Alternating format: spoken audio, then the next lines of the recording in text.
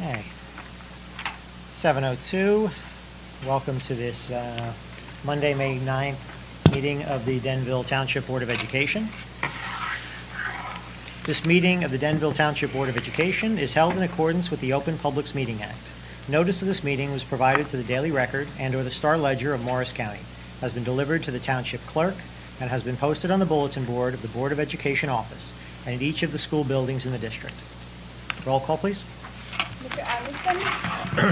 Mrs. Galuna? Here. Mr. Lure? Yes. Mrs. Lindsay? Mr. Cass?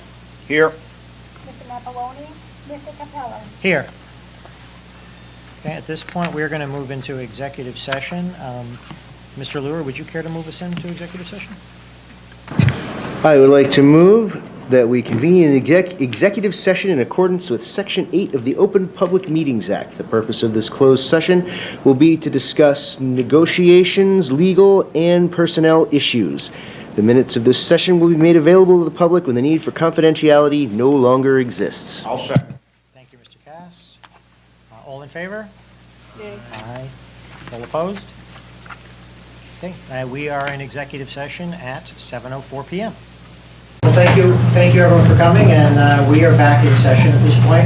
We held off the Pledge of Allegiance until you were all here, so if you'd join us, the flag is right behind you there.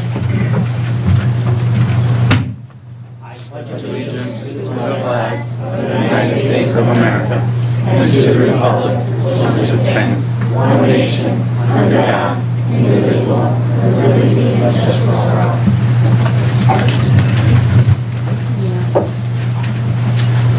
So, I think we have a presentation for you all tonight. We do. Whenever you're ready. Okay. Good evening. My name is Brad Bertani. I'm the administrative lead for Sustainable New Jersey. The first part of today we wanted to talk about was the student-led initiative. So the key to designing this program when it came to us to implement at Riverview School was to truly have it teacher-led but student-driven. So our goal was to get our students involved as much as possible. And one of those opportunities opened itself up to us with a combination with the Youth Empowerment Alliance, which Mr. McCabe, with the high sign, is our co-chair for that, for the YEA committee. And then we had a chance through Power Save Schools, which is a collaboration with New Jersey Natural Gas, to be able to work with them to incorporate a program of Power Save Schools and join our student team. So without further ado, I'll bring up all of our fabulous students. This is a portion of the team that could make it tonight that didn't have softball or other commitments, so we thank all of them. But we have 15 members of the student team in total. This is a portion of them who are going to explain to you what they were able to do throughout the course of the year.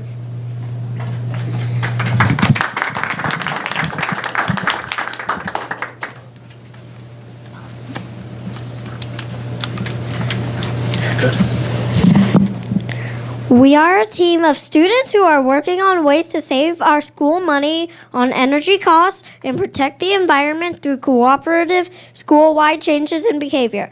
Throughout the year, we have met with teachers, students, and the administration to bring our ideas to the school.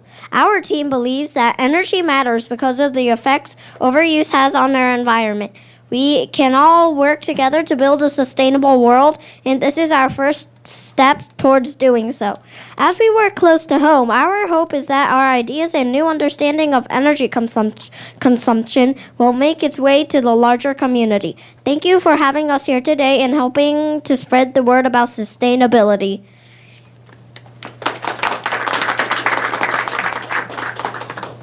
It has been a lot of fun working with everyone in the school this year. We have accomplished quite a number of things as we learned and taught others. We met with grade level teachers at their team meetings to explain what we would be doing this year, teach them about sustainability, energy, and bring them on board with us as we change the culture of our school.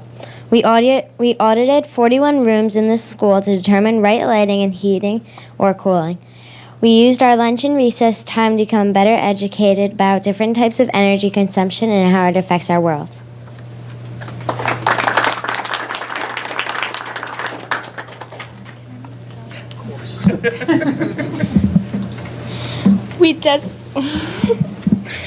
We designed a patrol contest to promote energy savings within the school. We presented the patrol contest to the teachers as well as the students during lunch. Every morning for 2 weeks, we audited the classrooms again to determine which rooms were being the most energy conscious. Lastly, we get to present our findings to the board in hopes that you will use our data to improve the energy use at Riverview Elementary School.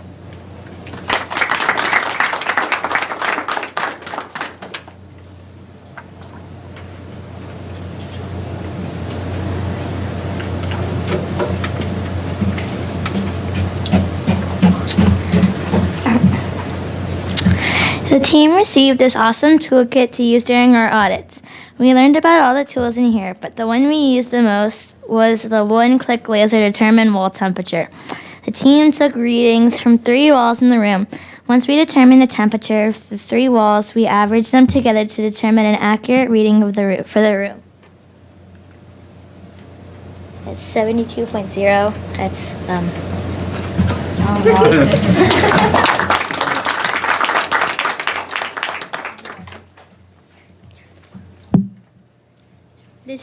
This is the second item we used. This gives the team an accurate measurement of the foot candles in the room. With this, we can help to determine the right lighting a teacher should use while teaching. We tested 3 different work area spots in every 3 different times. Once with all the lights on, once with half the lights on, and lastly with all the lights off. To determine the right lighting of the team averaged the 3 readings under each category.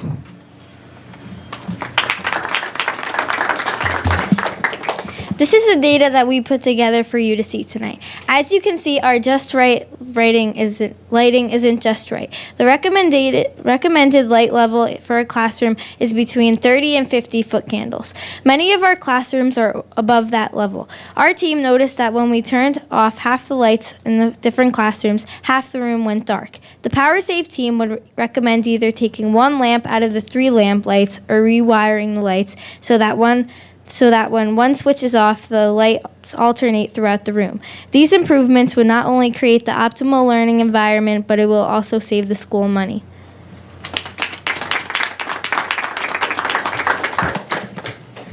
Our next graph shows the heating in the school. It is recommended that classrooms stay between 68 and 78 degrees. Our audit shows the classrooms for the most part within that range. We would recommend more testing, especially in the winter months when the heat is on. Our interviews with the teachers showed that classrooms are often too hot or too cold, which led to the opening of doors and windows at times. A year-long audit of the temperature of the classrooms will help determine this.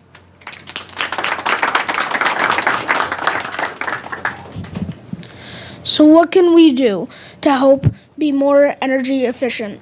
Just right lighting. Staff and students can use natural lighting and turn off their lights when they are leaving the room. We call this last out, lights out.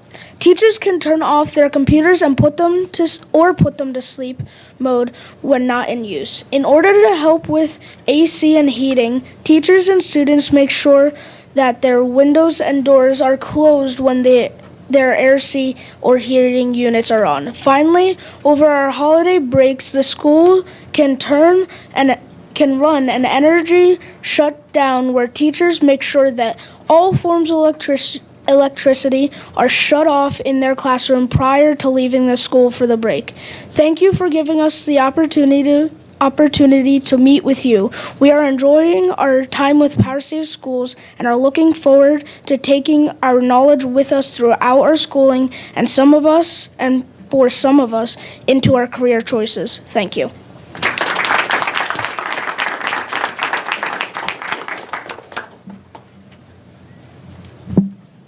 And that was our PowerSave team. So another round of applause for the students. Thank you all.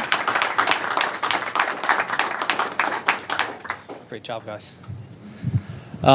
So I'm here to talk a little bit more about the Sustainable New Jersey and what we've been working on at Riverview School, as well as the initiatives and the different aspects that I'm putting in place for the hopeful transition into having a team in both Lakeview and Valley View as well for next year. Oops. I don't know what one to hit. Sure. I'll say slide. We're good. Thank you.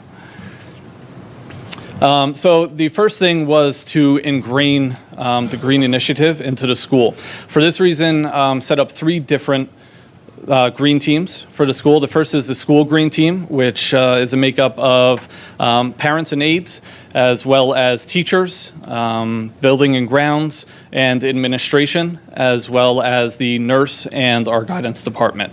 The second team is the student green team. So in addition to the students that you see here, that's a list of all the students that are part of the student green team. And then I had a great opportunity to combine with the Youth Empowerment Alliance with our school culture and climate, which I thought would be a great way to empower not just the teachers, but the students, as you saw here today. So the teacher leads for that are there as well. I have Ms. Shine, Mrs. Brader, and Mrs. Shell. Did I say that right? Okay. So those are the 3.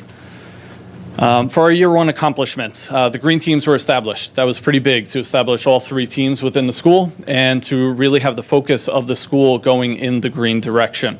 We decided to start off the year with apples for ice cream with the generous donation from Whiteman's Farms in Morristown. We were able to get 350 apples, and we worked closely with the PTA to create the Apples for Ice Cream, where the students learned about healthy snacks, and that was our kickoff to the Green Initiative.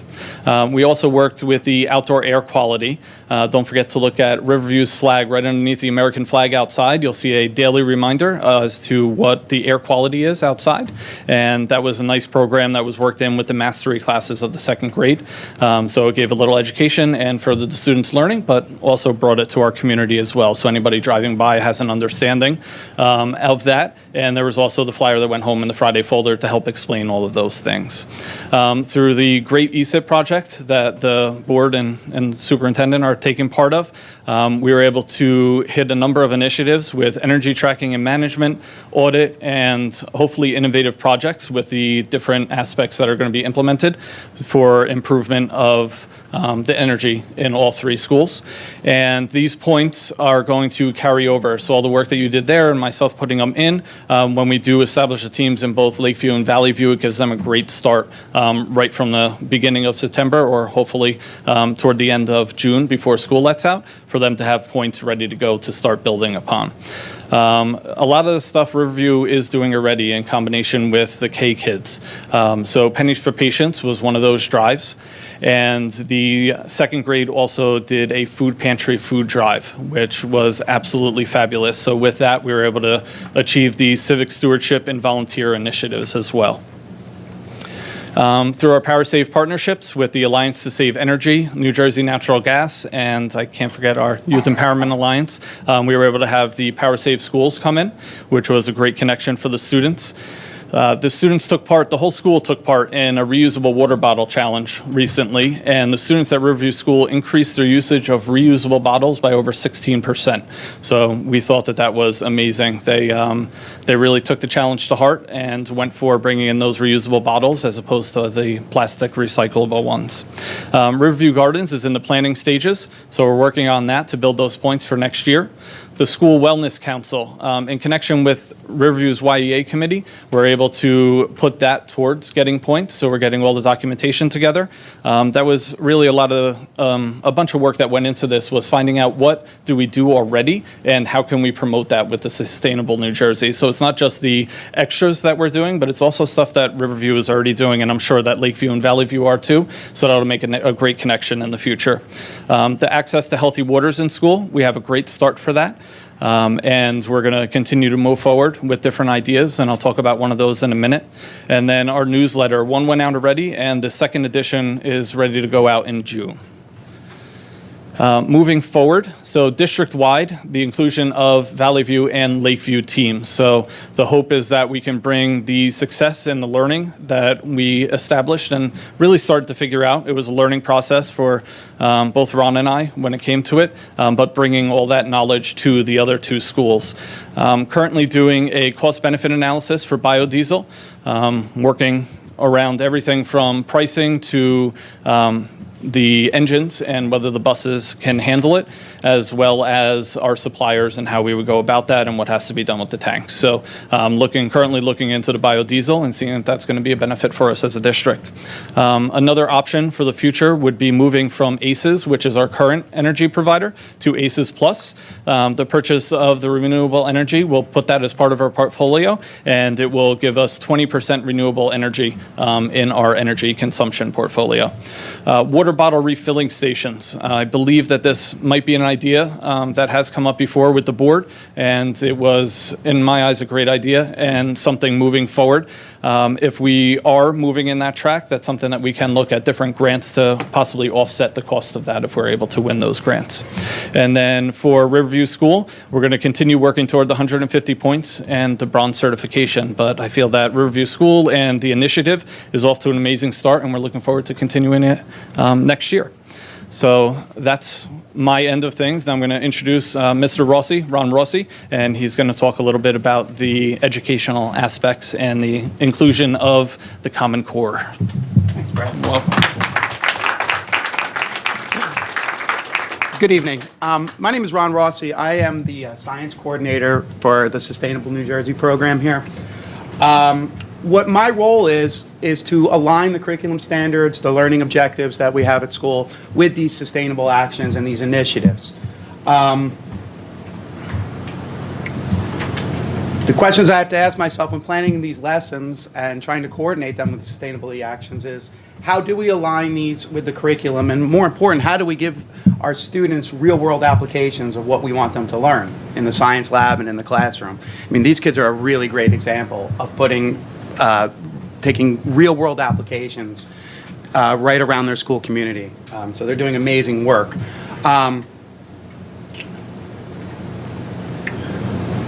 Slide, please. Yes.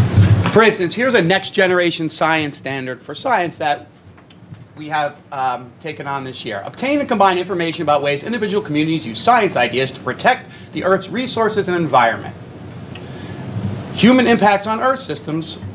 Human activities in agriculture, industry, and everyday life have had major effects on the land, vegetation, streams, ocean, air, and even outer space. But individuals and communities are doing things to help protect Earth's resources and environments. What does that mean? That means that our fifth graders are learning about Earth systems. They're learning about the biosphere, the geosphere, the hydrosphere, and the atmosphere. In the classroom and in the lab, they've learned about ways that they interconnect. How are these systems dependent on each other? How do the living and the non-living aspects of these systems affect each other and affect the environment? After learning about, slide please. Okay, so what they've done first is they've engaged in Earth systems lessons as part of the curriculum in the classroom and the science lab. Okay, next we had them conduct research on 6 major air pollutants and the impact idling has on air quality. They did internet research to do that. They viewed multimedia presentations. They viewed commercial movies about anti-idling. They viewed student created videos from students their own age from around the country, PowerPoint presentations, all the compiled research on the negative effects of idling. The next piece was for them to create persuasive informational posters. They made posters for anti-idling. They made posters about the negative effects of air pollution. Those posters were put up around the school for adults, other children, bus drivers, whoever is in the building to see, and also out in the windows where the pickup lines are and the bus lines are. Then finally, we had our district bus drivers sign and display anti-idling pledges to show the children their commitment to not idling, to helping the environment, to being part of our school community. All kind of bringing us together as this one big community with a real goal in mind based on what we've learned. I think we have some pictures of you. Okay, that's just an example of student research our fifth graders did on air pollution, different air pollutants, and the negative effects. Slide, please. Okay, here's some student samples of the posters that they made for idling and air pollution. And then finally, these are the windows outside by our bus lanes and the pickup and drop-off areas. And this is some of our bus drivers holding up there. I'm helping Little Lungs Breathe Easier pledges.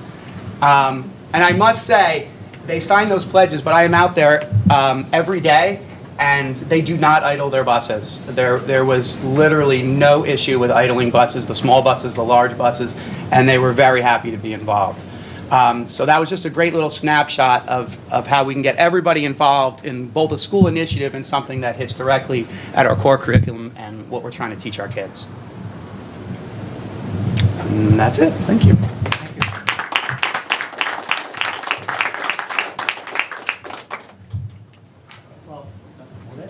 Well, thank you very much. I can't say enough. Thank you, Mr. Rossi, Mr. McCabe, Mr. Britannia for coming out tonight, and of course, all of you guys, all our students. I know how hard you worked. I know you guys have skipped lunches and recesses and gone in early mornings to do this work. And, besides just saving money for the district, it's really important that you look at the health of your school, the health of your community, and you guys are doing great work to make our community a better place and make your school a better place. So we're very proud of you. Thank you very much.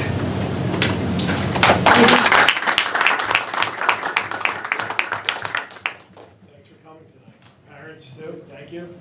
And you guys are doing a great job. Do we need a picture of the team Yes. here? Can we get a picture of you guys? Yes, do. That'd be great. We need a picture of the team. Yeah, when you come up, you guys come up here.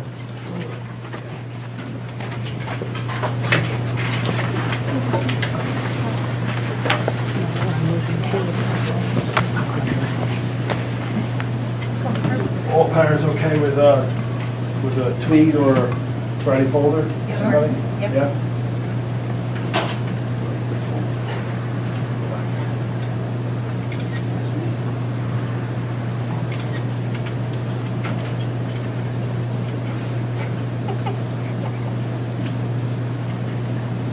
One more.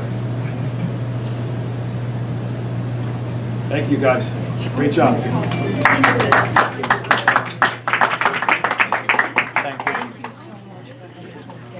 No, I appreciate it. Thank you.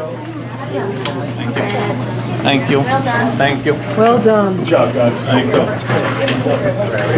So, I know all those years ago when I started on Green Sustainability, this is what they wanted. They needed a team here in the schools. Thanks, everybody. Oh, yeah, like 4 hours from now. I'm kidding. Okay, I will. Thank you all for coming. It was We're impressive. going to continue on with our meeting. You're more than welcome to stay, but we understand that you're going to head The public portion, I have a ton of things. we are going to meet, so if you'd like to stick around, Yeah. please do. I'll leave it here. Is it empty seat? That's okay. Thanks for coming.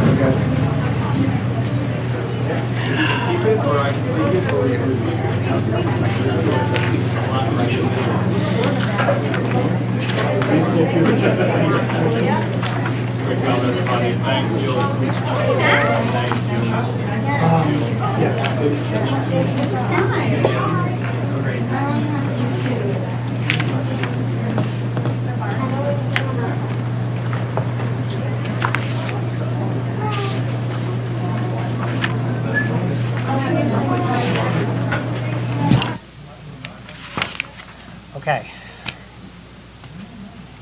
Pick back up.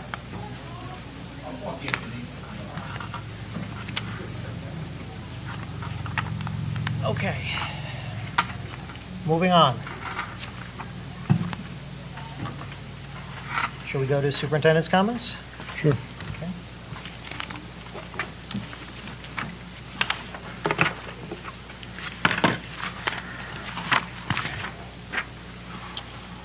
Just a reminder again that the schools will be closed on May 27th. Notification will be sent. Sustainable Jersey update seemed, I think, very positive. Good to see that they're doing some good work. We're getting close to the bronze certification in Riverview. Lead update, we will be having a presentation here on May 12th, this Thursday, at 6:30 p.m. in this room. We have experts from the township, from our consultants from the health department who will be on hand. And a little plug for the Valley View sports team programs. Their next home games for softball and Baseball will be next Tuesday, May 17th at 3 p.m. The games are played at Gardner Field. The boys play on Field 4, and the girls play on Field 3. Softball is 6-1 at this point, and baseball is 8-0. Doing a great job. Thank you. The Assistant Superintendent comments Sure. tonight? The park testing has officially ended today, and now we're just doing makeups, but we should be done. Yay, we made it. But we have 2 days of makeups. Really, we only have a couple students left, I think 2. And our math placements are May 18th through 20th, so that is placement for our middle school, so 5th, 6th, and 7th grades. This concludes the Assistant Superintendent's report. And, Sorry, when will we have the final numbers as to park participation? I'm assuming you don't have them ready now. I don't have them right this moment, but I can tell you that all 3 schools will make our general education and our low-income subgroup, and 1 school will be below in special education. Thank you.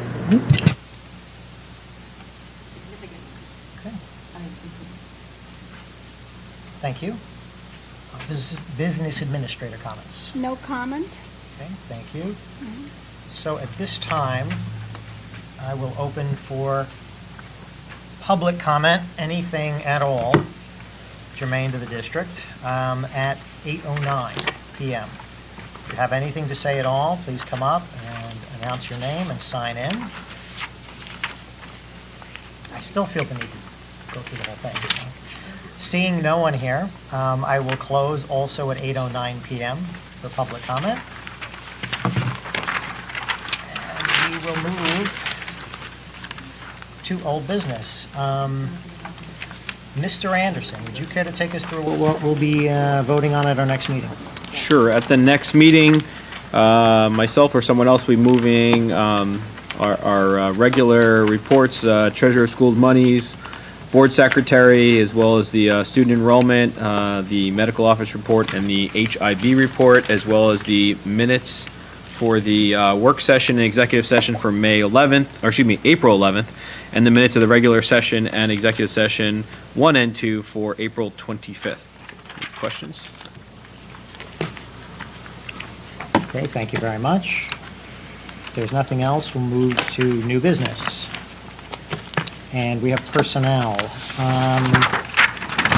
Should we move these together? If there are no objections, I am going to move items under Are we doing that now, or are we doing that, or are we basically going to hold off and do something at the end of the meeting? Well, yeah, but we don't want to vote on this until we finish the discussion. Right, so, okay, okay, that's fine. Can we go into executive session? You can go in right now if you want. Sure. Why don't we That's fine. table the motion, because we had other things we were discussing in executive session, so why don't we just table this, or just vote on what we could vote on? Well, that's what I was thinking. And then That's what I was finish the rest of the agenda That's what I before was we go into thinking to executive do. session. That's fine, you can share anything. Okay. Or we can move into, I didn't think about moving. There's really not a lot Well, of people so going we to can, wait in the hallway. So you're right, so actually, if we can move into executive now, let's do that. So, not yet, right? We actually have to move into executive session. Mrs. Lindsay, would you care to do that for us? Sure. I move to convene an executive session in accordance with Section 8 of the Open Public Meetings Act. The purpose of this closed session will be to discuss personnel issues. Anything else this time? Legal. And legal? If you want to do all of it now. If we're here, we might as well cover it all. Okay, and negotiations? Well, no. Just legal and personnel issues. Minutes of this session will be made available to the public when the need for confidentiality no longer exists. Second. Thank you, Mr. Lewis. All in favor? Yay. Any opposed? Okay, we are back, we're in executive session.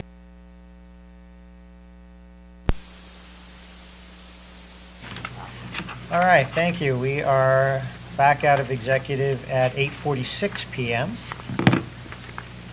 And we're going to continue with the new business portion of our meeting. If there are no objections, I would like to move items under personnel 1 and 2 as a block. I'll second. Thank you, Mr. Cass. Any questions or comments?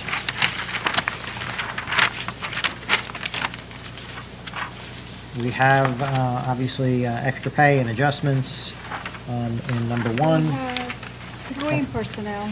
You do have 3. We have 3 items in personnel. 3. Okay. 1, 2, 3. All right.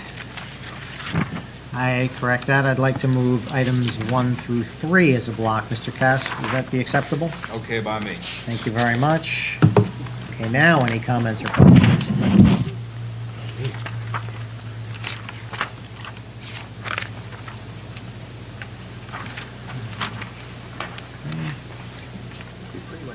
Aye. Okay, if everybody feels good, let's go ahead with the roll call. Mr. Anderson? Yes. Mrs. DeLuna? Yes. Mr. Lure? Yes. Mr. Cass? Yes. Mr. Capello? Yes. Okay. We'll move on to instruction and program, and since Mrs. Lindsay isn't here, Mrs. DeLuna, would you care to move us through instruction and program? Sure. I'd like to move items 1 through 6 under item B, instruction and program, as a block for vote tonight. Let's see, workshops and expenses, field trip requests, bilingual education teacher, job title description. Number 4 is reading log report for 467 titles. Number 5, $350 donated by the Friends of the Library to Lakeview to support culminating activity for One School, One Book, Games to You. All right. And number 6, creation of 1 first grade transitional class. I'll second. Thank you. Can you guys just describe what transitional class means? I was going to do that. I know, I'm glad you asked. I'm actually glad you asked because Marina's not here and I wanted to make sure that everybody understood what this is.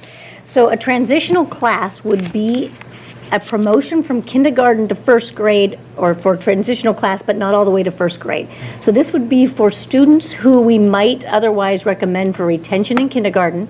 However, we feel that a gift of time with really concentrating in a small class setting would be able to move them and prepare them and most likely would go into first grade the next year. So it's sort of a retention, but we're still promoting them not to just repeat the same curriculum again. We concentrate on the standards that they did not complete as a kindergartner and then move on to first grade. However, if at the end of this transitional class they have met, because the idea is to finish up the kindergarten standards and move on and try to get them caught up, then we could possibly move them into second grade. The reason that this year works is we have a large number of students that we're considering or that we're acknowledging are not meeting the current standards, who are general education, not special education students.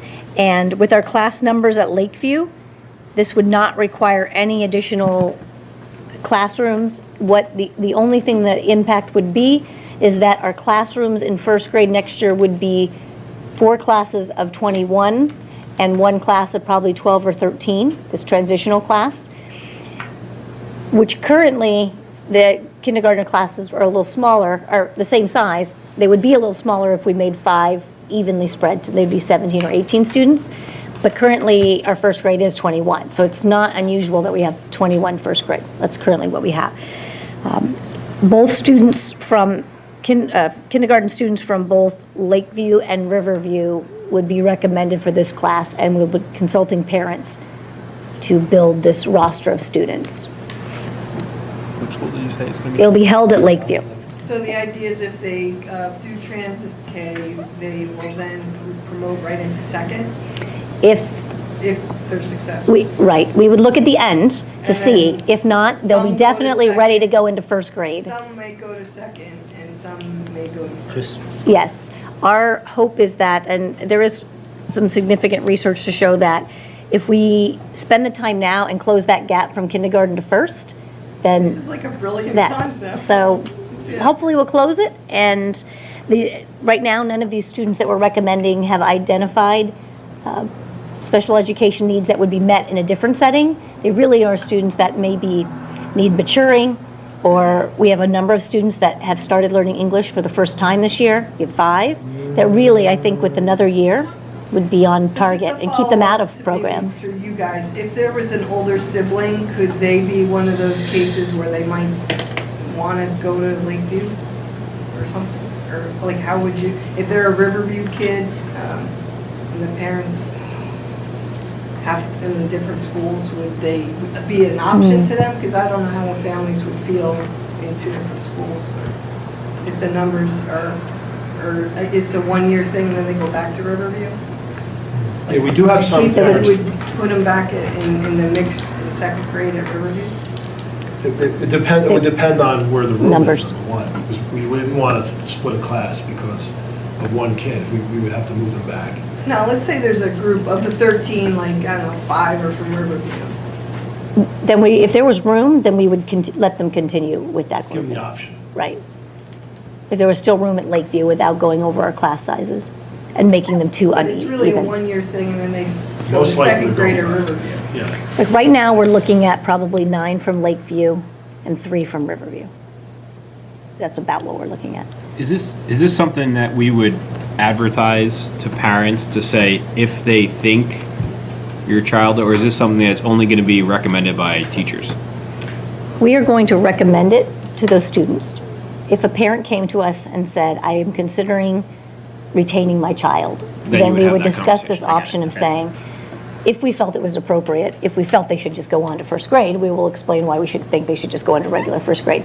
But some parents might feel that again, that gift of time, a year, and really concentrated instruction, it's kind of unique because it sits right between kindergarten and 1st grade. So you don't have to meet the 1st grade standards.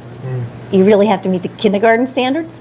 So you really can focus in on the literacy pieces that they, I don't think it's the usually what parents they're would be missing. Proponent, because you're shrinking the class size, it's just, there is an inconvenience then, 2 schools. Right. Another thing is we have to keep the numbers down. So we couldn't have a transitional class of 20 kids because it would Right, defeat the defeat it. purpose. Well, but if there was enough need, then I guess we could create 2. I mean, if there One at really each was. school. We'd have to actually Yeah. put them holding classes because then the other classes would drive up. have To two Riverview. sections. Yep. But right now, this is a perfect scenario because our numbers work, and there's a need. And it's one of those things that's not costing, and it may not be here every year. We really have to see if there's a need and what the numbers look like. So, and we have the personnel who can actually do this job.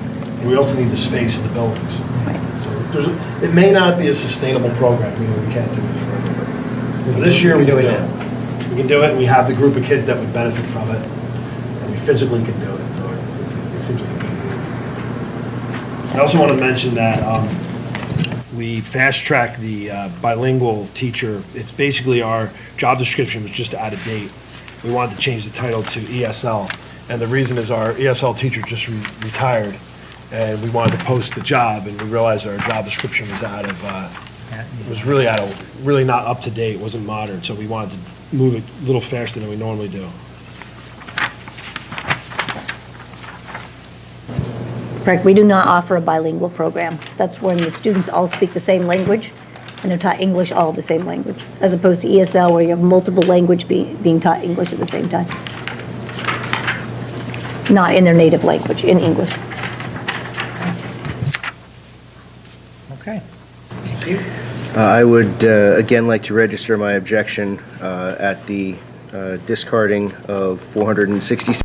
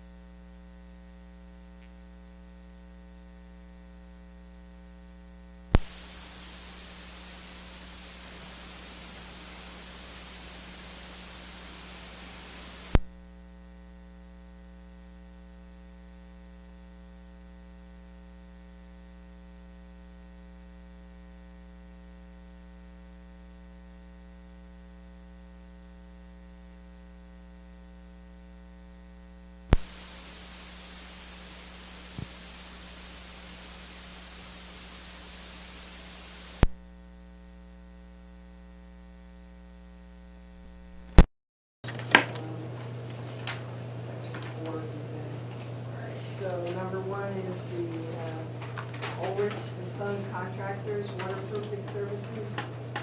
Number 2, Diamond Construction, replacing concrete sidewalks, curbs, and asphalt. Item 3, proposal for window repair system repairs at Lakeview, Riverview, and Valley View.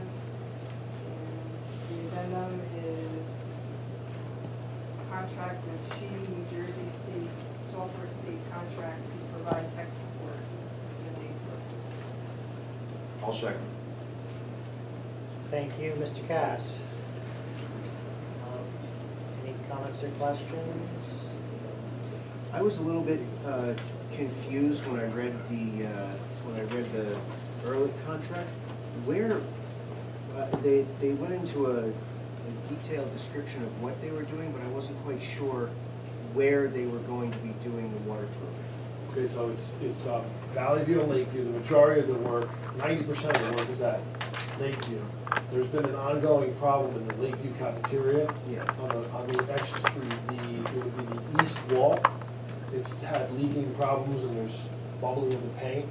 And we've tracked it down to a couple issues. One has to do with there's a collapsed drain that takes the water away from the building, so he repairs that. There's also the sidewalk was pitched toward the building, so the water was going toward the building. And that sidewalk is in disrepair. They'll be removing it and pitching it away from the building. Up on the roof and in some other sections, we have some brick repouring that's causing leaking too. And in Valley View, in this particular area right here, we have leaking due to brick repouring as well. So it's a pretty comprehensive project, and it's been something that's been on the radar for we're pretty confident that this will be the end of the problem. Okay, so the sidewalk repair isn't being covered by isn't being covered on the contract that's in number 2? One section, which is about, if I had to estimate, 25 feet. Wow. About 25 feet is not.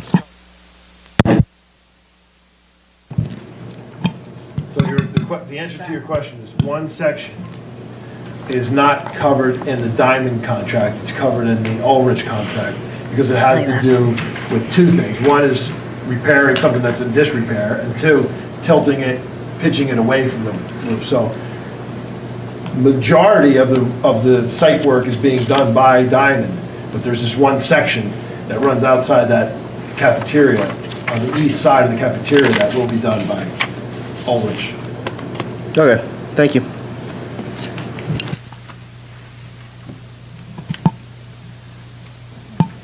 Anybody else have questions about that stuff? I think we're good, right? We've been talking about this for quite a while. I think everybody's good. I mean, the window repair system number 3. I mean, so, and I know you and I discussed this briefly today. I mean, this is basically rebuilding these windows, it looked like, from the proposal. They're taking them out, they're replacing the weights, they're redoing the sash elements and all of that. So, and I had no idea. I mean, we're talking about how many windows? 50 plus. 50 are non-functional. So we have some classrooms in our district that only one window is operational and the other ones are closed. I fast-tracked this because I figured I would much rather do it now, allow people to open windows when it gets hot, than do it in July when the kids aren't there. That's the only reason we fast-tracked. This has been something, I mean, going back to Don Cass, when he was a substitute here, talking about how the windows had to be duct taped closed, and there are some duct tape closed windows. The shame of this is these windows are only about 15 years old. They're from the addition. Most of them are from the addition in Lakeview. Not all of them, but most of them. And they just were construction grade windows that pieces broke off, and now they're not operational. We actually, believe it or not, have some screwed closed, some duct taped closed, and now we want to have, obviously, it's a kind of a simple concept, but we want things that are supposed to work. That's basically what we're doing. And the money will come from the construction lines from summer 2015, because as you remember, some of those jobs came in less, things like that, and we were able to still have $100,000 plus that we're spending, to do the projects that we had on the list. So the timing on this is, you said, after school, off hours, and to be done before the end of school? This will start on June 20th. school ends on June 17th, it'll start on June 20th, it'll be done by June 30th. That way, we totally pay it out of this year's budget from the money from last year that we didn't use on those construction projects. Anybody else? All right, roll call, please. Mr. Anderson? Yes. Mrs. DeLuna? Yes. Mr. Lure? Yes. Mr. Cass? Yes. Mr. Capello? Yes. Okay. On to buildings and grounds. Mr. Cass, would you care to take us through it? Yes. I will move motion number 1, that the Board of Ed and the town of the Township of Denville approve the proposal from DeCara Rubino for construction documents for the structural repairs of the bus garage, not to exceed $8,000 for structural plans and $1,000 in expenses for the 2016-2017 school year. Second. Thank you, Mrs. DeLuna.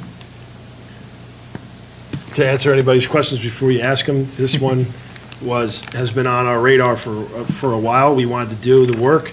Problem was, every time we brought a contractor out, when they looked at the job, they realized it's structural. None of the contractors wanted to get involved in something structural without a proper engineer, and I don't think we should do that either. It's a fairly involved project of splicing the rotted wood at the bottom of our 6 columns that hold up the whole front of the building, and then building cement piers to go up and replacing the apron. So this is just to draw the plans, because we'll save money taking the plans to a contractor rather than having DeCara Rubino run the project. It's not a project of that magnitude that we felt the DeCara Rubino needs to manage it, but we also aren't structural engineers. So we needed somebody to draw the plans, even though it's for a repair. It doesn't, I know it's kind of hard to grasp sometimes, but they're going to bring in a structural engineer, they'll draw the plans. From there, we'll go out, we'll hire a contractor on our own, and it will save us a lot. Like, it should be about half the cost of having to do it the other way, where you'd go out to bid and everything would be done that way. And this way also, there's other work to be done down there, but they're only dealing with the structural aspects. The replacement of the trim that's there, we don't need an architect or an engineer to tell us how to take down trim that's ripped and, I mean, that's rotted and replace it. This is only for the structural part. I saw in the contract that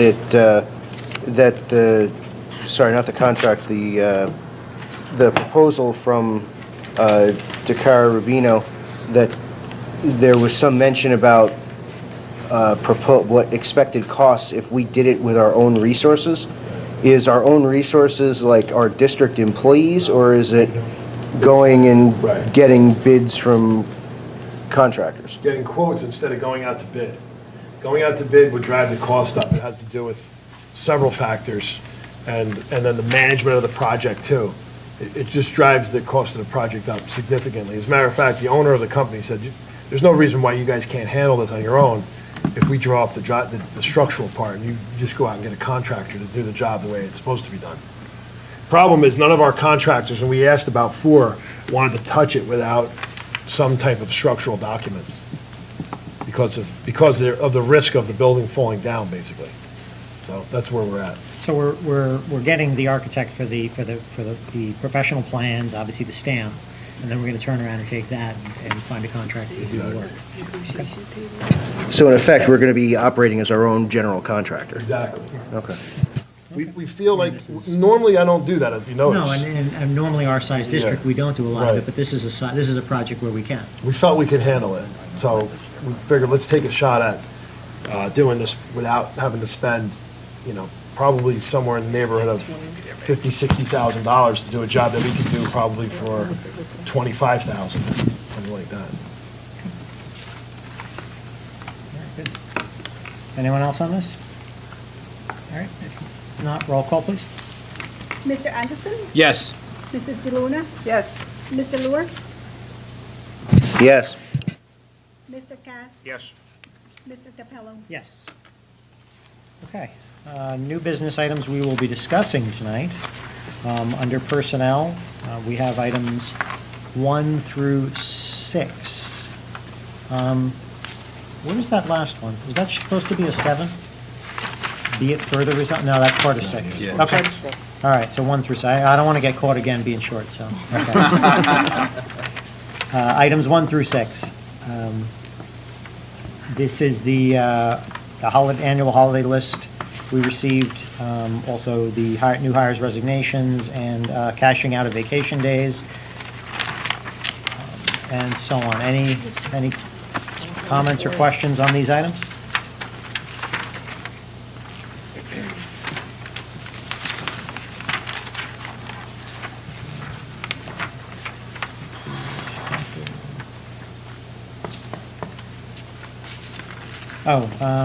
Well, yeah, number 4, the after-school enrichment and enrichment administrator. This was discussed in personnel.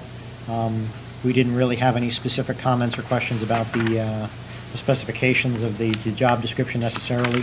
We did discuss a little bit about the kind of how it would work, how the enrichment classes would be kind of set up, and how these people would be hired. Though hired isn't really exactly the right word here.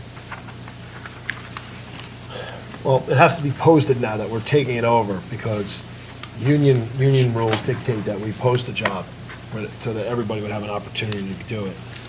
And the first step is I'd like to get the job description approved for the administrator, which, by the way, I'm going to change the name because the name's coordinator. I think I was toying with a couple different names, but we want to use the word coordinator Instead of administrator? So when we vote on it, it'll say coordinator rather than administrator. Right, because that leads to a connotation that the person has to have an administrative degree and things. So we'll hire those first, and then the person will work on getting everything done. The reason why I would like to get that done before summer starts is they want to do their 4 sessions. Now things will be slowed down because it'll all have to be posted, it'll have to be board approved, all the jobs will have to be posted and board approved. When we do that, it will slow down the process, and I told them if we don't get started on it, you'll probably miss October, because we won't get started on it until September. So I said, you really need to hit the ground running and have something out there about what you're going to do in September so that we can start the program in October. So are you envisioning this kind of like a stipend-ish for an existing person in the district, or? They're going to have to hiring from apply. outside? They're going to have to apply. It'll be somebody in district most likely. And Like they could do it on their own time outside the school day? they could, sure. And they're going to get paid per pupil, per registration. So it's not an hourly rate or a stipend, it's per registration, they get a portion of the money. So they're gonna recommend a class though, right? And then once they recommend a class, then we'll have to post for it? Right. Because usually recommendations come from From the teachers. It comes from the ground up. It comes But I Yeah. probably don't have to post it specifically, I could just post I got you. enrichment teachers, Okay. and then they'll get the applications. The coordinator and the principal decide who's going to get hired. Okay. And then the board will have to approve all the positions. Right. But the way this will work, there's nothing stopping anybody coming off the street, coming in and applying for one of these Correct. positions. Correct. As a teacher or an administrator, there could be, if for some reason, one year, nobody wants to be the administrator, you could hire anybody to do it from the outside.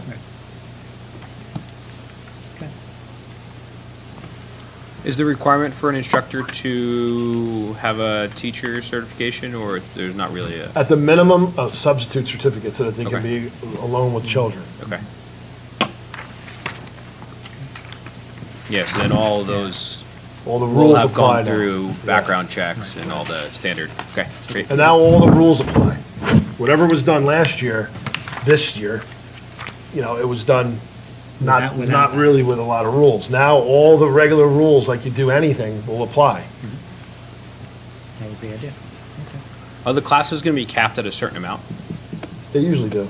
Yeah, like I know the one my son usually does, they cap it at 30 kids. Yeah. They're paid per, Paid per otherwise they kid. can drive it up and have Yeah, a class of 200. Well, I said that, if you're losing money, you want to run the class twice now. If you have enough call for it, and you had 60 kids that want to do a 30 kid, want to do another one. Yeah. Right? There's no reason why you Oh, can't. they could, sure. Is this gonna give the union grief? I actually did it with the union. From the start, I started with the 2 union presidents. And the 2 union presidents and I have emails from them agreed to the. You have it in writing? Yeah, I do. It's all good. They're on board with Just all. wondering. I think if it's something they don't want to do, like, Yeah. You might get a whole new crew of balloon animal makers and whatever, magician, I don't know, whatever. All right. All right. Anything else on these items? If not, we can move on to instruction and program. Since Mrs. Lindsay's not here, would you care to, Mike, Mr. Anderson, would you care to? Sure. Walk us through these? Next meeting with Lindsay, we'll probably move us through workshop with expenses, which are just one. And then current student Academy for Education and Learning at the Morris County VOTAC, studying to become a teacher, observe teacher at Valley View Middle School. Thank you. Any discussion here? Questions? After you called me for that, not for next one. I was considering calling you on the next one. All right, on to policy revisions. I'll take this one. And no problem. At the next meeting, we will be discussing and voting on the following policies. For first reading, we have policy 3221, policy and regulation, evaluation of teachers. 3222, again, policy and regulation, evaluation of teaching staff members.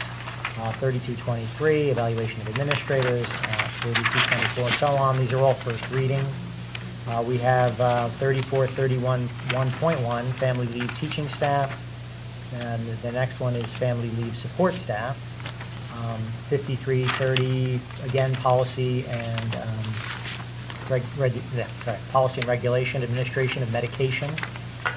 First reading. 5339, screening for dyslexia. This is only a first reading? Yes. It's because it's revised. Just the revision. Yeah, these are, most of these are all the revisions, revisions, yeah. right. 5516, remotely activating communication devices, pagers, and cellular telephones. And at our next meeting, we have 3 that are up for second reading. 1240, evaluation of the superintendent, and 1240, regulation evaluation of the superintendent, and then 7441, regulation, electronic surveillance in school buildings and on school grounds.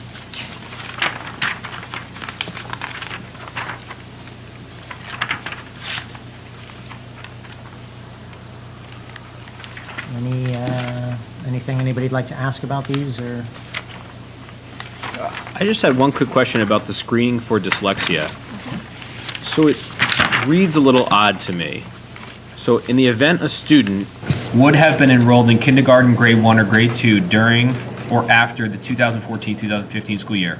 First of all, why did we pick that year? That's when we started the screening program? Correct. Okay. And then enrolls in the district in kindergarten through grade 6. It's odd to say kindergarten through grade 6, because if they enroll in kindergarten, we're not going to screen them until 2 anyway. So it's kind of overcome by events. If you come from another district and you come in kindergarten or first grade, it doesn't matter whether you were screened or not before, right? You're not going to get screened until grade 2. Correct. Well, grade 1. Well, grade 1. But if we wouldn't have to screen them again. Most likely, we would put them through our screening if we hadn't done it yet. But if they are new, we have to screen them. Yeah, well, I guess the second part of it If they weren't screened somewhere else. It says it has no record of being previously screened for dyslexia. I guess the point is it's weird to put kindergarten in there because Right, 'cause we're gonna unless we screen it in decide first to start grade. screening earlier, which I think this gives us the ability to do, because it says screening shall be administered no later than the student's, so I guess it covers us that way, because it says no later than the student's completion of the first semester of second grade. And that is the law. However, we are going to be screening in, which I think we're going to be screening at the end of first grade at this point. But you're right, it gives us the freedom to do that. Are we screening at the end of first grade this year? Is this the first We year? did. We did? We screened second grade at the beginning of the year, and we're screening first grade. We already are in the process of screening first grade this year. so that we can move to a first grade cycle. But we had to do second grade, because we did second grade last year to meet the law. We had to do this year's second grade because they hadn't been screened, but you did to at move the it to beginning first of the grade. year. We did at the beginning of the year. So now you can do first grade. Now we're doing first grade at the end of the year. And then from now on, it'll be. First grade at the end of the year. Do parents get report to these, or just if it's a suspicion of? Well, if the initial screening has low risk for dyslexia or other reading disabilities, the letter just says your child is at low risk. Okay, they do get a letter, though. It's just a clearing even- letter, Yeah. and that letter goes in their file in case the student ever moves, the next district they go, it shows that they've been screened to the other district. I don't know if other districts are doing that, but we decided to put a letter in, because otherwise, how do we know that, how else would we know that they were screened if people move and there's no historical reference? So we Is the put letter a sent letter in back there. to the parents too, or just put in their record? Nope, the letter goes to the parent, then the letter goes in the file. Then, if there is additional screening, it's a different letter, because there's actually 3 tiers of screening. So depending on if there's moderate risk, then we continue on, and then if there is a higher risk, then we have a consultation with the parents. That's like the 3rd tier. So that has already started for the current first graders? Yes, we're actually yes, we've already done all the initial screening, and now we're at the 2nd level where we're starting testing for a select the students.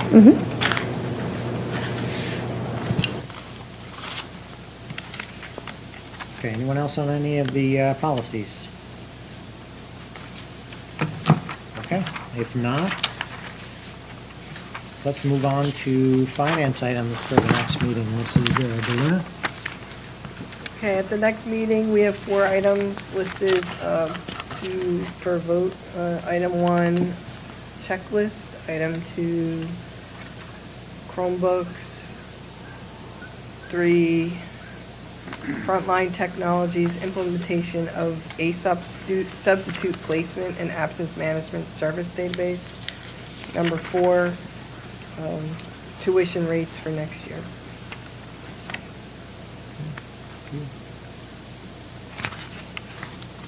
We talked about number 3 in committee for a while. Like, remember how we have a lady who kind of like polls the herd? Like a formal service, like, makes sense to sort of formalize the process. And is this is the service that lots of other districts are using? Is that it? And all the substitutes are kind of keyed into it? Yes. Okay. And what is the absence management piece of this? Is that student absence management? No, it's staff. Oh, okay. It works with our personnel system. Okay. Instead of keying in everything, it works directly with the system.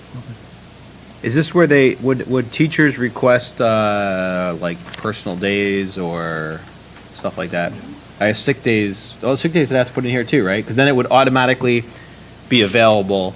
Somebody would go on, and would it automatically reach out to substitutes if we don't have somebody already signed up for that, to fill that spot?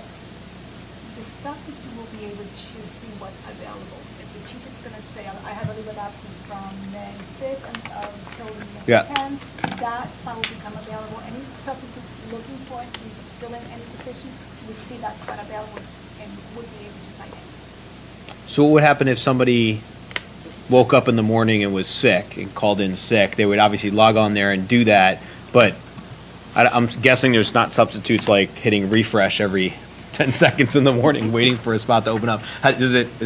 So then do you still have to get on the phone? Like, Yeah, is there somebody still calling up? There's an email, I believe, every substitute who's registered. Oh, they'll get an email saying, hey, a spot's open, and they could say, okay. And now we have also Anstar, who also is the substitute caller as well too.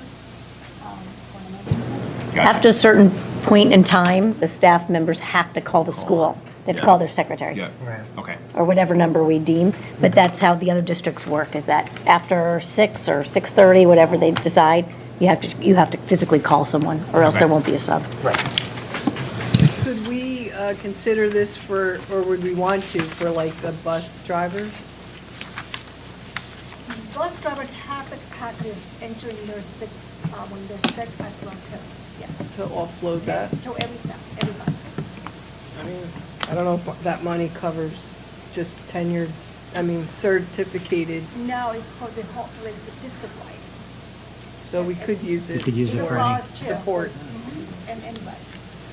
Not just for the teachers. Where you might need a substitute. Okay. Does this system, from a technology standpoint, automatically feed into Systems 3000? It will link into systems. Okay, great. For that absence. Awesome. So then it's automatic. It just drops in when they have a sick day or whatever. You automatically know. To synchronize Okay. a certain time. Okay, great. Very good. On the Chromebooks, I asked the question about the breakdown of the costs, and there's an insurance piece in there, because we had discussed this in the technology committee about how the insurance on the Chromebooks would be covered. And you'll saw there's a line item there for roughly $30 a year for the insurance. This is a kind of a complete coverage. Apparently, these Chromebooks can be sent back as often as needed. There's a return policy. They try to turn them around in 48 hours to get them repaired, replaced, whatever I guess needs to be done. So that's part of the quote that we got. Do we plan on having a kind of backup stash of? Yeah. Okay. 10%. Okay. We have 10% for this building. That way, we're even if it was with a 48-hour turnaround, 48 hours plus probably a day shipping, a day back. If we send them next day, you're talking about a week out. Okay, cool. Quick question on the tuition. How do we determine those rates? Once we prepare and the budget is approved, Oh, they come out of the budget. Okay. it's generated. They're very specific numbers. That's why I was asking. See, back so they come out of that. Okay. Okay. All right, anything else on finance? If not, buildings and grounds, Mr. Cass, would you care to tell us about these? At the next meeting, I'm going to put a motion forth to approve the reunification drill that will take place on June 9th, and 25 to 50 Riverview students will be transported to County College to be reunited with their parents. We'll provide the transportation to CCM, and the parents will drive the students home. I think you skipped number 1. The Oh, darn.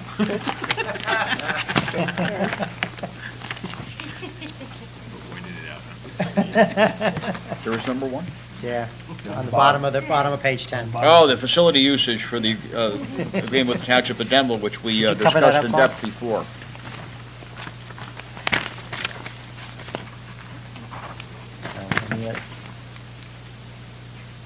Any discussion, any other thoughts about this that we want to talk about? No, transportation, nothing reports there, except we did discuss some aspects of that in executive session, so. Time to move on. All right. Unless anyone else has anything else, we can continue on. We can go to good of the cause. Everybody good? We did meet for Ops and Finance on May 3rd. I have notes. I could read them to the record, or I'm delinquent in sending them out to everyone. I can send them out like this week, whatever you prefer. Fine, send it. Yeah. You want me to read them into the? I'm okay with you sending them. Send them out within the next day or so. I think we have mutual assent. You'll have to I owe a report too. You can talk, it's okay. Okay. Email will be fine. And I emailed very late in the day our personnel minutes from the meeting. We have one of the items I think we're going to talk in a minute about Policy 1310. We can talk about that in a second, I guess. So I also attended the legislative committee meeting on Saturday, sent you guys an update on that. Some pretty interesting things came out of that meeting.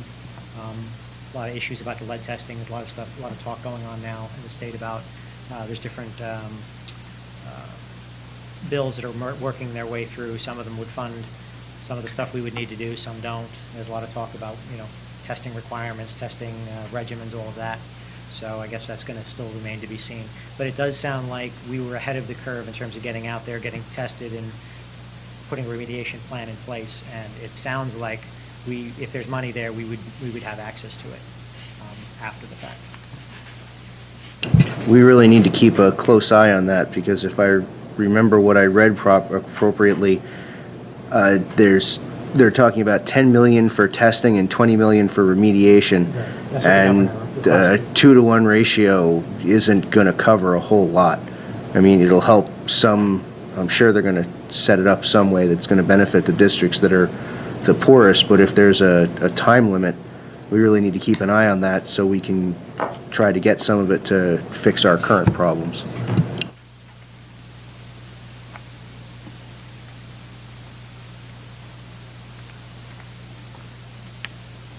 Anything else? Anybody else? We can, we got, what is, Steve, we have here, where to hold the meetings during the construction of the library? Right. We can, temporarily, we can move them to the cafeteria, or we can talk about moving them to town hall, which we've been talking about already. Town hall's And the other closest for me, schools so. are not available either. I'm sorry? The other schools, we used to meet at Riverview in the all-purpose room there back in the day. We could This would be move them over to the summer. Riverview. I felt like if we were going to move them out of the building, maybe we should consider town hall. If we want to just stick with Valley View for now, we can just move them to the cafeteria. But we could move them back to Riverview. I just don't want to confuse people. Neither one of those rooms, for everybody's reference, are air conditioned. That would speed up the meetings, however. This cafeteria is air conditioned. Oh, it is. This one is, but Riverview, right? Okay. Riverview's not, this one Riverview, is. I have a Riverview event. I know town hall, that community room that they have, a lot of different things, and that gets pretty busy, so it may be open on the nights we have. It'd be in the meetings. chambers. Actually, this would be the It'd be in the council, chambers. the council chambers. Oh, the council chambers, yeah. and they're open every month. They're open on Monday, Mondays, yep. And both the mayor and the administrator both said we can use it anytime we want if we want to move our meetings there. And we sit up there on the I was elevator gonna say, platform. does Dino get to sit up Yeah, there with the yeah, I big special guess. chair? On the Well, we all citizens, sit up there in the. Does on the the- mayor have a special height one? Actually, the mayor's lower than everybody. He's off on the Oh. side. The council people are up on the high spot. Can we duct tape this thing up? I think my recommendation, if everyone wants to hear what I think, is I say we temporarily move it to the cafeteria, and then when we reorg in January, if the plans are going forward, like I think they will be, to move the board office to town hall, we move the meetings to town hall as of January 2017. I think it makes sense, because then if somebody comes here for a meeting, they're not going to miss the meeting, they're going to just go to a different room, be directed to it. exactly. Actually, we have a sign. Yeah, the sign, right? And you have to actually walk by the cafeteria Right, first. so they're not going Yeah. to miss it. Yeah. I like the idea of that, because at that point, we'll have a much clearer idea about whether we're really going to be there. Yep. Does that sound, It's quiet. does that sound like a reasonable course? Everybody feels, makes sense? As much as I'd like to be closer to home. All right, so policy 1310, this was the employment of the business administrator that we tabled at our last meeting. We discussed it in Personnel Committee. I sent you guys some notes on what we discussed. The upshot was we really couldn't find a way to revise the language that made us feel comfortable, that also seemed to jibe with what the SEC is saying in terms of the requirements of what we would be allowed or not allowed to do in terms of the number of people that could interview and how we can interview. So after quite a bit of discussion, we felt like maybe the thing to do is to not have a policy. It's not a required policy. We get rid of it, and we leave it open to whatever the situation is at the time when this issue comes up again. I saw Marietta sent an email at the last minute. I know I brought this up. I think, the Ethics Commission may be overshot on this one. I mean, I can think of several circumstances where you have to have a policy in place. I mean, what happens if you have an interim superintendent and, you've been searching for a good business administrator, and you narrow the candidate down? I don't know if I'd want to have an interim business superintendent hiring somebody that could be with us for a long time, if it's the right person. So I think that board would, again, they don't have to interview. I mean, I sent a proposed wording there, and it was optional. The board would retain some type, an option to interview the person that the superintendent recommended. But I just think it's too important a position to just completely eliminate the board from the process. Personally, I don't think that's micromanaging I'd love to know what the circumstances were that brought this up.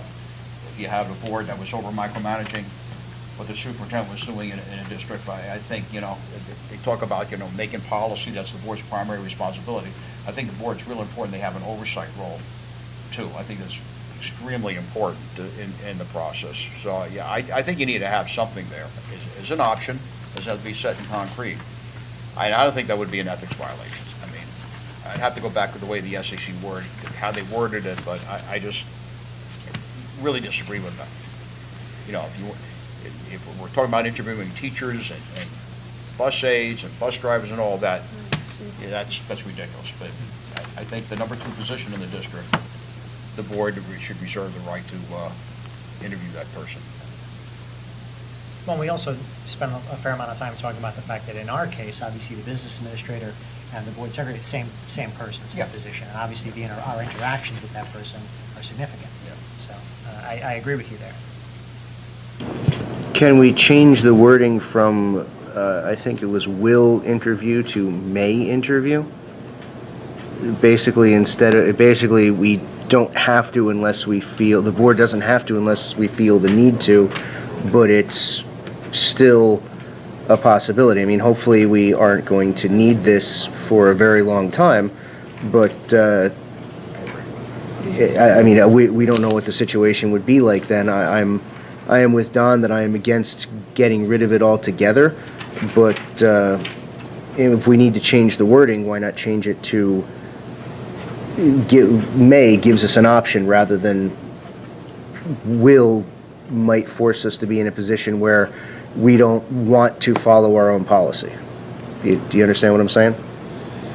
Here's the word. I sent an email to the Personnel Committee, and unfortunately I didn't print it before I came, but I have the handwritten notes over there. So for number 3, I added in the second sentence, it would be that the Board of Ed has the option to interview the candidate, or parentheses, candidates recommended by the superintendent as a committee or full board.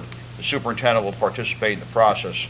And then in number 4, I added that to say the Board of Education will approve or disapprove the candidate recommended and will appoint a suitable person who holds the appropriate certificate. Also put down, shall fix the compensation. I think it might have put salary in there too, and benefits to be paid to the BA and the board secretary. And the contract will be submitted to the county superintendent for review. I think the county would have to approve it too, right? So I added approval in there also. I don't know if you have that email. I have it. Yeah, I have it. I mean, you just read exactly, you read word for word what you have here, so. Yeah, so that's the way I said. So again, it's a, again, the key words, the 3 words there, has the option to interview. It doesn't say we have to or we don't have, but you have the option. I hope Steve stays a long time, but maybe you have a brand new superintendent that's only been on board 3 months, and they have to bring in a new BA. I just think you'd want to have the option of talking to that person. It might be just a window dressing type of interview, or something more extensive. And I don't have a problem with any of this. I mean, one of the other things we discussed is, what is Steve willing to bring us as a recommended policy? And I don't know what your thoughts are on. I mean, if you notice on all of your resolutions, it says these are recommended by the superintendent. So obviously I can't recommend something I feel is contrary to both of our attorneys' advice as well as the SEC opinion. So that puts me in kind of a weird situation.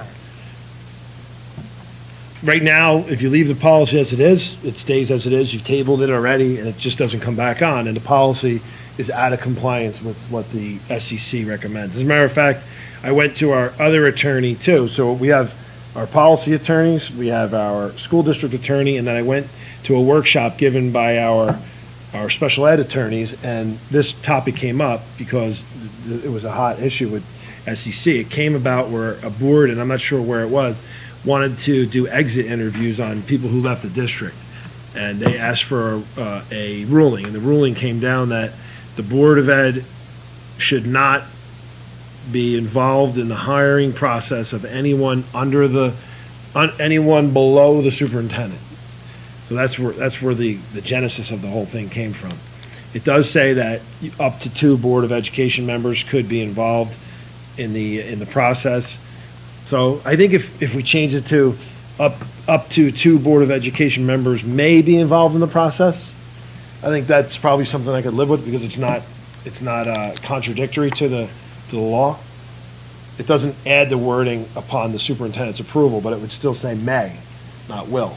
Right now, you have will be, I don't mean you, I mean us, we have in our policies, will be interviewed by the full board. It says Board of Education, doesn't even say the committee.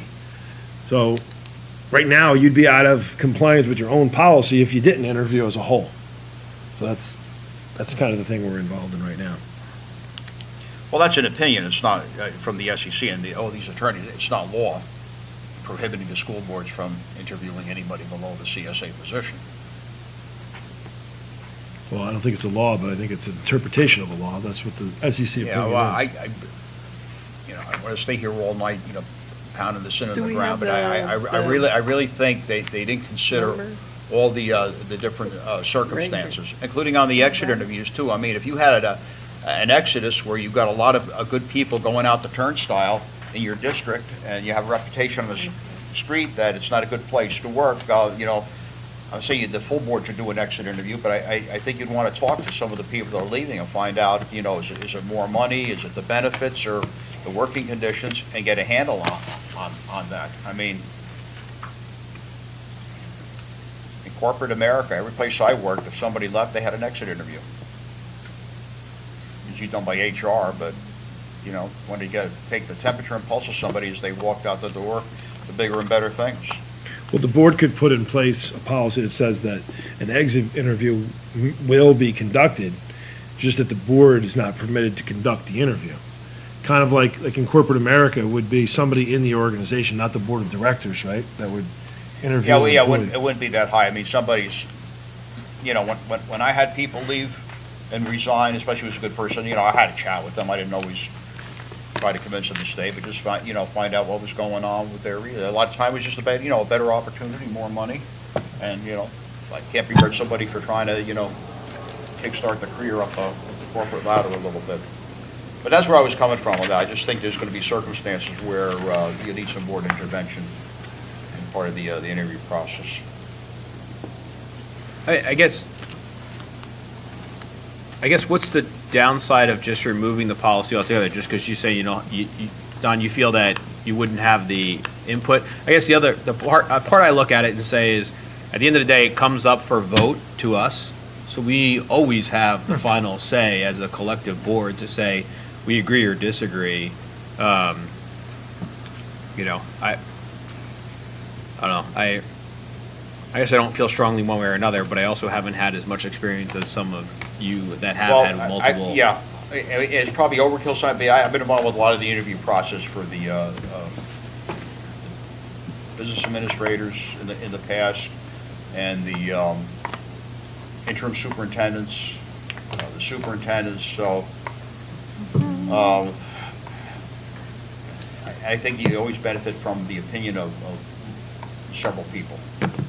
I mean, if you don't get to interview that person, if you think, you maybe look at the resume, you say, geez, maybe we need to talk to this person. So if you don't interview them, I think it'd be pretty embarrassing to everybody. All of a sudden, you look at the resume and you don't approve the superintendent's recommendation that becomes before the board. You don't want to see that. I wouldn't want to see that happen. You wait till the 11th hour and here it's on the agenda to approve the person, and it's not the right person. So that's where I'm coming from. You're not having a policy, then if you have an opening for that position, then I guess you talk about the parameters ahead of time. Maybe you look at the resume and the person is solid. So you don't need to interview. Well, that's the point about, right, not necessarily having a policy. It's a more case-by-case situation. You get involved when you feel you need to get involved, and to what level. That's why I don't really have a problem. I don't have a problem with not having it. That was kind of my thought at the end of the personnel meeting. But again, I mean, we could, I don't know, so we could take a whack at revising it based on some of this and come up, I mean, it was tabled, right? So we can leave it tabled. You can just leave a table, nothing happens. Right, I mean, so, whatever we do tonight, we could leave this thing tabled and it just sits there. I don't feel comfortable with leaving it tabled. Okay. Because right now it's contradicts an SEC ruling. Can we current- have the a Current, specific? exactly where it is. Can you give us like the number for that? Because now I feel like I need a homework assignment. The number for, The conflict. yeah. Steve sent it Yeah. with Yeah, the revised, it's- the old one, Yeah, and the it's- SEC letter. It's in there, yeah. I just had it up and I hit the wrong button. Personal here. It does specifically state that they may be involved and 1 to 2 members of the personnel committee. I remember reading it once, but it Yeah, was it's pretty 2 weeks specific. ago. It's very detailed, there's a lot of. And you're the one who brought up abolishing it. Barbara did. I don't remember what it said, so I don't remember. Yeah, I'm okay with removing the policy altogether, or trying to make the wording work that fits in to at least not be completely contradictory to the Ethics Commission. I think we have I think we can do that. I mean, it's not, you said something earlier, Steve, about something that would be acceptable to you. That sounds, to me, from what I've read, is acceptable. It meets the Ethics Commission. I think what he said just a few minutes ago about may have, what I think you said, may have 1 to 2 people on the interview committee. Yeah, it would say up to 2 Board of Education members, and it says that they only are supposed to be an observer. They're not supposed to ask a question. Yes. So up to 2 members of the Board of Education may be invited, or I guess the wording, may be involved in the interviewing process of the business administrator in a observer and advisory capacity only. They were very, very specific about them not asking questions to the person. It was Yeah, about the being board like members advisor. may not conduct the interview, but may offer observations and assessments with full knowledge that the final recommendation are wholly within the purview of the superintendent. I mean, at the end of the day, the superintendent, I would assume that most superintendents are not going to want to put something in front of the board as a recommendation that they don't believe is going to pass. So if there's a conversation beforehand and there's not support from the board, I would assume that most superintendents are not going to put it on a piece of paper. And at the end of the day, if we're not happy with the way the superintendent is selecting personnel or functioning in their job, then that's a whole nother conversation to have beyond just this. And that's the argument behind this, is right, that's the person we're supposed to be holding accountable. Again, the only reason I have a bit of an issue with this is because of, in our district, the way the business administrator and the board secretary are one position. It's a little different. We interact with that person much more directly than we would otherwise. And our attorney said that if you had the split job, which some districts do, it's not as common as it used to be, the board secretary is actually not a certificated job. You could have type an administrative assistant type person be the board secretary, and then that person would be normally report to the board too. And there's something going on right now, and I don't know if you've seen it, there's an ethics thing going on right now in Bergen County with this exact job, with it's a split job, that you have the board secretary and the VA. I mean, they're very specific. It says the School Ethics Commission does not, and they highlight does not in bold, When did he send us the letter? April 30th. It's on the April 30th report. However, support board members conducting interviews for positions below those. I mean, they do not. I mean, it says right there, they do not support board members conducting interviews for positions below that of superintendent. And it says, if they decide no more than 1 or 2 board members may participate and their role will be limited. It's basically the wording that Steve initially put into the revision on the policy to begin with, kind of matched up. But I'm fine with it either way, they're either removing it or, I'm not okay with leaving it the way it is, knowing what we know. That's my opinion, personal opinion. And really, the biggest thing that everybody was most upset about was with the permission of the superintendent.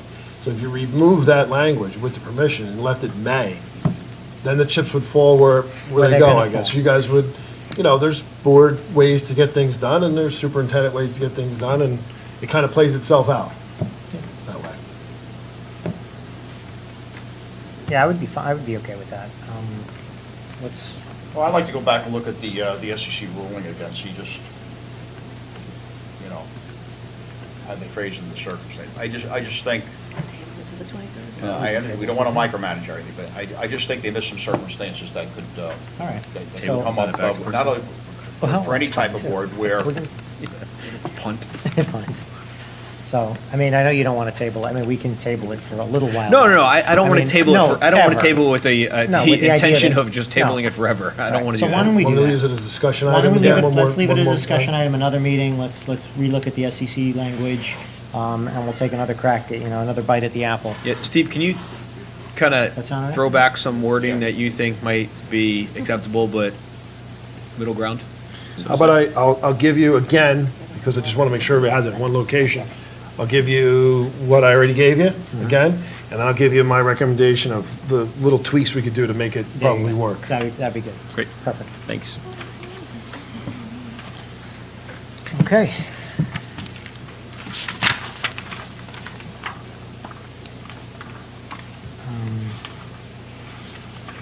Anything else on any other good of the cause items? If not, we are going to open really quickly for any last public comments at 9:48. And if there's no, there is no one that would like to say anything at all, we are going to also close at 9:48 PM.